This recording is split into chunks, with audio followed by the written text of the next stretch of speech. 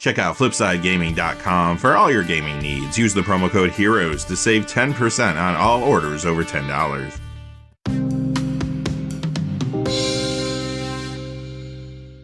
Hey there, this is John from Heroes and Legends, and welcome to another day of Throne of Eldraine previews. We're going to recap, analyze the cards that came out over the last 24 hours or so.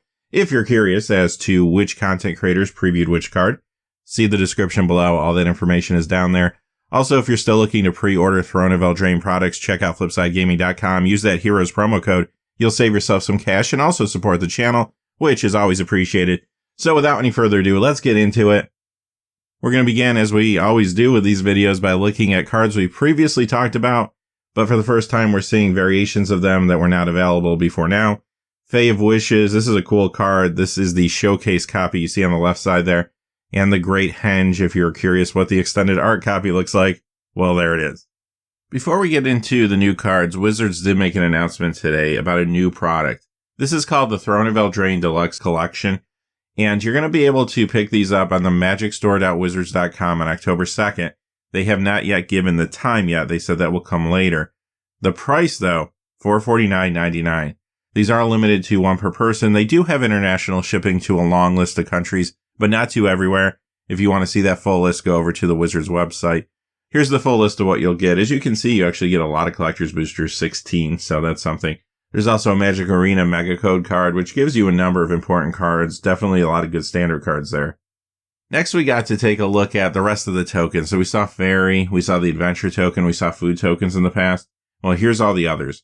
In white, you have Goat, Human, Knight, and Mouse. In black, you have Rat, Dwarf, and Red. In green, Bear, Boar, and Giant. Black and green, Wolf.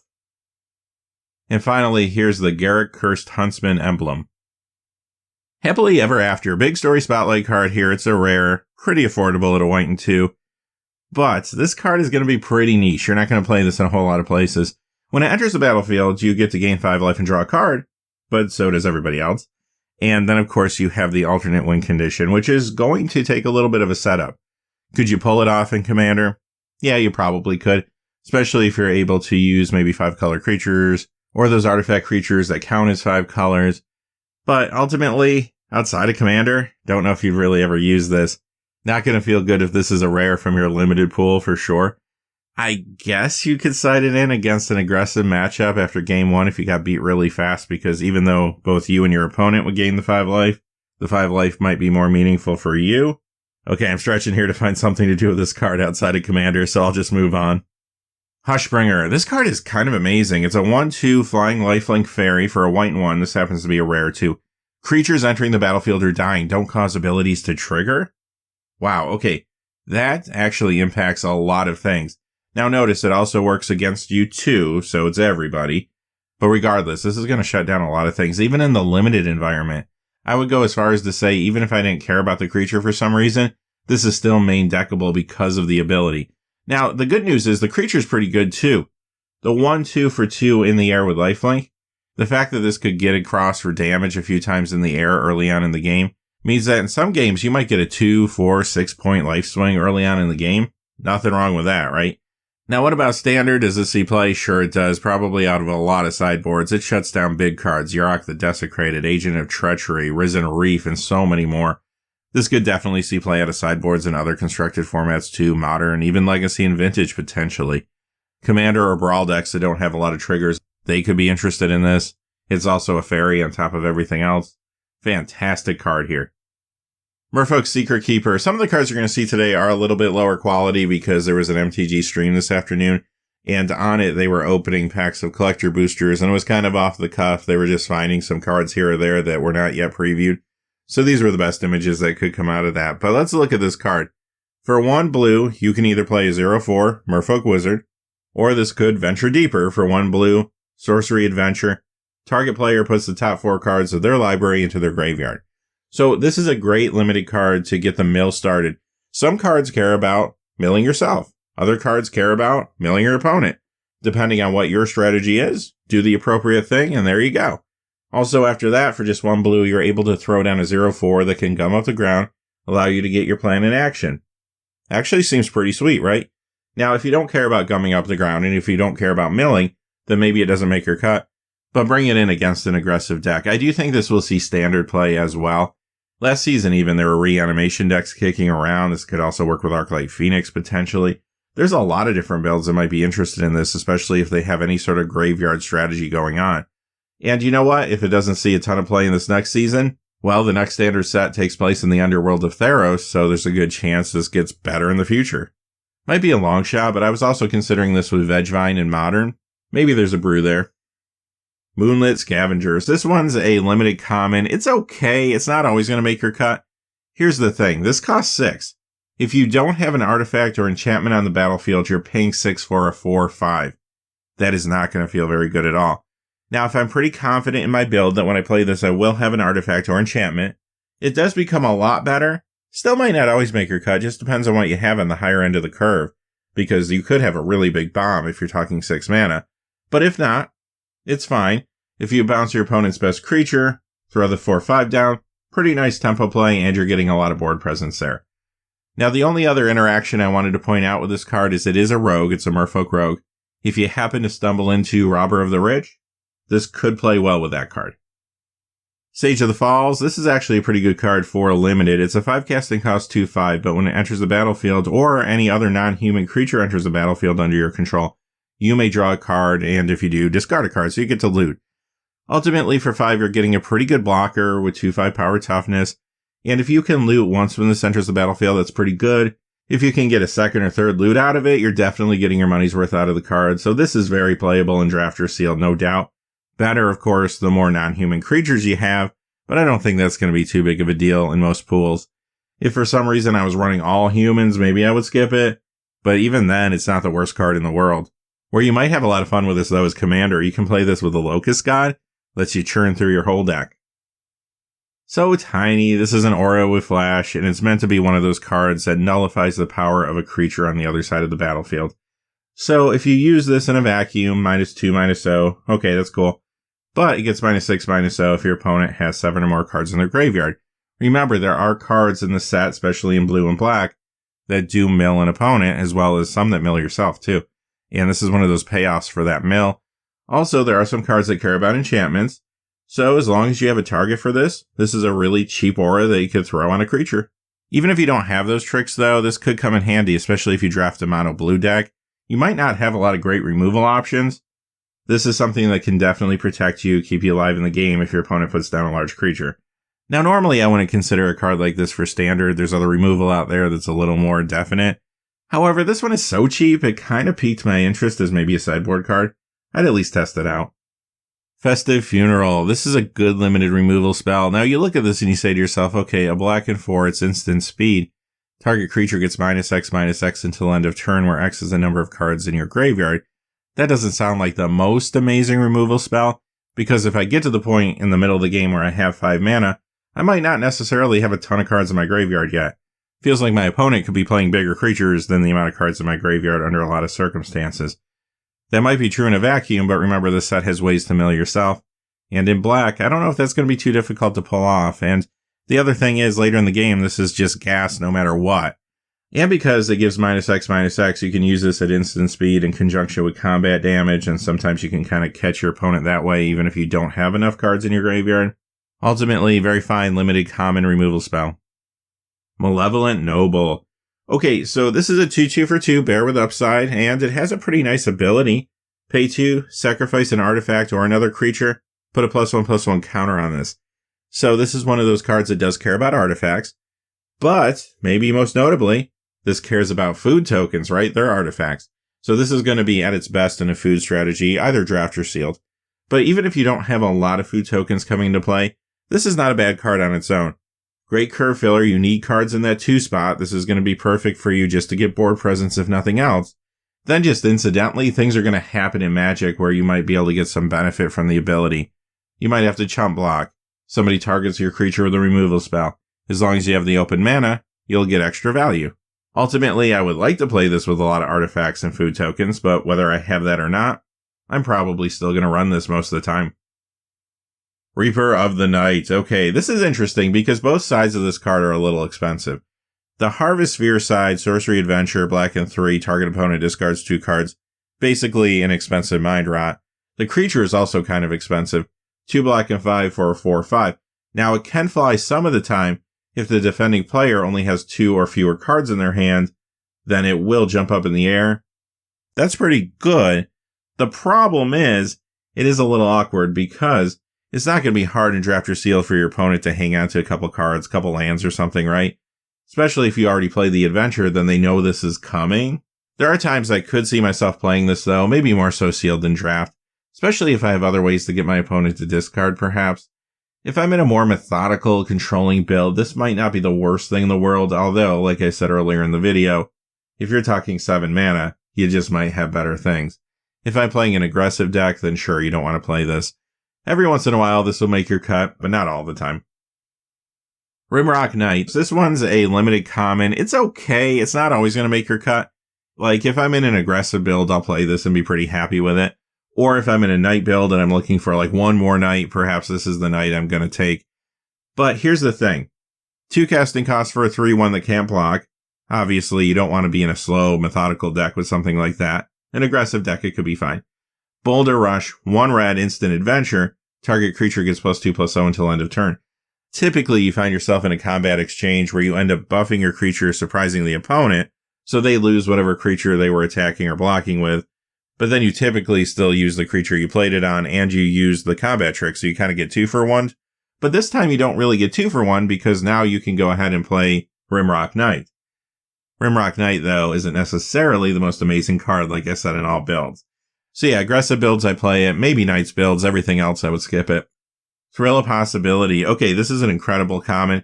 If you ever played Tormenting Voice and said to yourself, wow, I really wish this was an instant, wish granted, there you go. This is an instant version of Tormenting Voice. Fantastic card. Let's talk limited first. Yeah, I would just play this card generally for value, but where it's going to be best is the Is It decks that care about drawing that second card per turn. And remember, this is an instant, so if you have cards on the battlefield that trigger when you draw that second card, you could actually do this on your opponent's turn. Get that trigger then, which could surprise your opponent depending on what cards you have on the battlefield. When it comes to standard, sure, it's going to see standard play. A card like this will probably show up in a few different decks, reanimation strategies maybe, but this could also push Arclight Phoenix back into the competitive scene. I think this actually could see some modern play too. Tormenting Voice doesn't, but make it an instant, and I think it could actually get there. Return of the Wildspeaker on the left is the regular copy, on the right is the extended art copy, and this is a rare. This is a pretty sweet card. Let's talk limited first. 5 mana, get to choose 1, draw cards equal to the greatest power among non-human creatures you control, or non-human creatures you control get +3/+3 until end of turn. Again, may be awkward if you have a lot of humans in your deck, but if you don't, this is going to be phenomenal for you. Very economically costed. As long as you have 1 non-human creature in play, you could use that first portion of the card. That's the portion you might want to use if you're behind and you're trying to catch up, get some cards, hopefully stabilize. But if you're ahead or in a board stall, that's where the second part can come in really handy. Now, it doesn't give the creatures trample, but you're in green. Hopefully you have some creatures with trample or maybe some other evasive creatures in some form. At that point, again, as long as enough of them are non-human, you might even be able to close out a game. That's pretty awesome. Now, normally I might say this is a little too expensive for standard, but since we are entering a time period post-rotation where there's not as many cards in the format, this might see a little play, maybe in green stompy, perhaps. That type of deck would be able to ramp at least a little bit into this. Rosethorn Halberd. You might look at this and say to yourself, hang on. This costs 1 green, but 5 to equip to give my creature +2/+1. This is not the best equipment in the world. But check out this clause here. When this enters the battlefield, attach it to target non-human creature you control. You almost have to just think of this as actually a push Dora. It's kind of like Unholy Strength in green, but instead of getting 2 for 1 if your creature gets destroyed, the equipment hangs around, and then later on, you could actually equip it onto something else.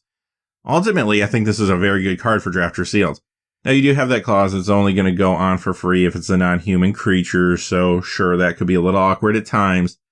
But as long as I have enough non-human creatures, I'd be very interested in playing this in my Sealed or Draft deck. If I don't have that many non-humans in my deck for some reason, then sure, maybe I skip it. Okay, this is an Italian language preview, Deathless Night. This is a good Draft or Sealed card as well. A lot of good cards today. Now, it is a Knight, so note that. But it also has haste, 4/2. I'm usually not a big fan of these forecasting cost 4/2s. You know that. Many times they trade down. But give the thing haste and give it this ability, and it's a whole different story for me. Whenever you gain life for the first time each turn, return this from your graveyard to your hand. So sure, you do have to pay the 4 to cast it again, but with haste, it's going to be able to get right into the red zone. And if you just trade with something else, well, hopefully, who cares? You'll be able to get it back at some point. This is perfect in the food strategy because, of course, you can sacrifice food tokens for life gain. This will be persistent. This will be dangerous. Great card in the food deck, but still a good card even if you only have a few ways to gain life. Just a little bit of value here or there definitely makes this card worth your time.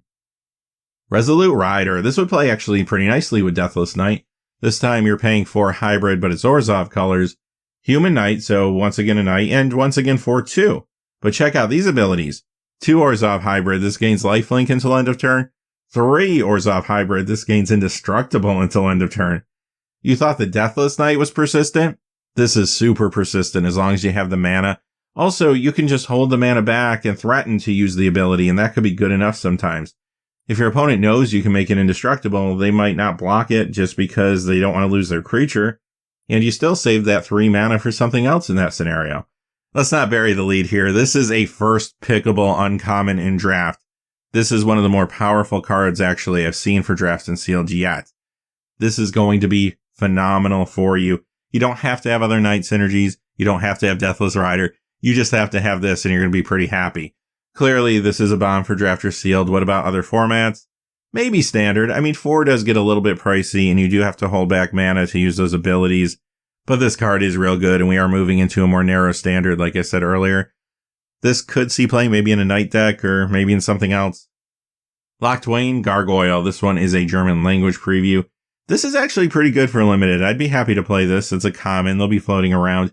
It's an artifact creature only costing 1, and artifacts could matter. This is a cheap one. It's a 0/3, so it gums up the ground nicely against those aggressive decks. If you don't main deck it for some reason, side it in against an aggressive deck. Now, the ability on the card is a mana sink. It feels a tad expensive at 4, but this gets +2/+0 and flying until end of turn. So if you do have 8 mana, then you could actually give this +4/+0 and flying until end of turn. That feels pretty good, and again, just threatening the fact that you could do that makes your opponent have to play around this card when it's on the battlefield. That alone could just slow them down a little bit. This is good early defensively, good late offensively. I like this common a lot, actually. Dwarven Mine. We saw a couple from the cycle over the last week or so, and I don't want to go into too much detail again since we kind of talked about the cycle as a whole. We're about to look at the blue one in just a second too, but let me say this quickly about these cards. I can't get enough of this concept of being able to play a land and sometimes getting a free ability out of it, even if the ability isn't anything too crazy. In this case, a 1/1 red dwarf creature token. Okay, if the mountain doesn't come into play tapped, if I have enough mountains in play, I get a free bonus. Nothing wrong with that. So when it comes to limited, yeah, I'm going to play this. Here's the thing, very little risk, very little downside. Sure, sometimes it might come into play tapped and I won't get the bonus, but a lot of the time, as long as I have enough mountains in my deck, yeah, I'm just going to get a free creature out of the deal. Maybe this is a long shot, considering the rare land that produces red mana is really good, but maybe this sees a little standard play. Cavalcade of Calamity would really appreciate the 1/1. Mystic Sanctuary, wow, okay, this one's a common, maybe one of the more powerful cards I've seen so far. This is going to see play in a lot of places, basically anywhere where it's legal, and let me tell you why. First off, this isn't too different than the other cards in the cycle that we have been talking about. Now this time though, the ability could be very relevant. When this enters the battlefield untapped, you may put target instant or sorcery card from your graveyard on top of your library. Wow, okay, so take that in for a second. Let's start in the world of Commander, where you can do crazy broken things all the time, right?